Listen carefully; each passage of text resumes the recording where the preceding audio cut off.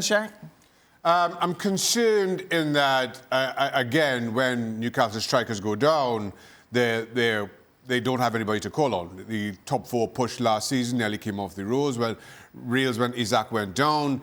This time now you have no Isaac, no Callum Wilson. You've got Gordon and Joe Linton trying to play your starting centre forwards. That is not going to work at this level. Almiron comes off injured.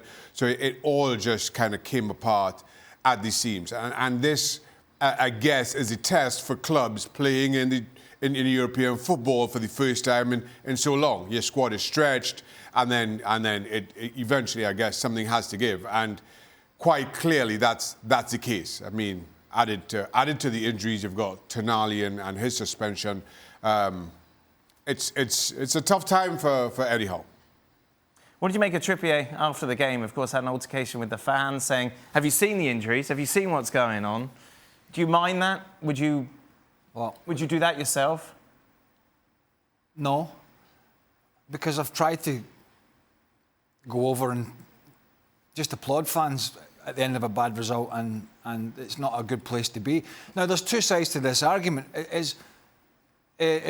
You know, Newcastle have come a long way, and I think you should say, well, the fans should be happy, but they've still travelled, you know, Newcastle to Bournemouth, probably one of the longest trips you can take, and they've seen a very abject performance, and it was abject. But then there are some mitigating factors in terms of, you know, there was some youngsters. Young Miley started in the midfield, and another youngster came on. They've got all these injuries, but listen, it's big boys football now. It's in the league, it's the Champions League, it's all the domestic cups, and you've got to deal with it. And at the end of the day, they were playing a team who have really struggled at the start of this season.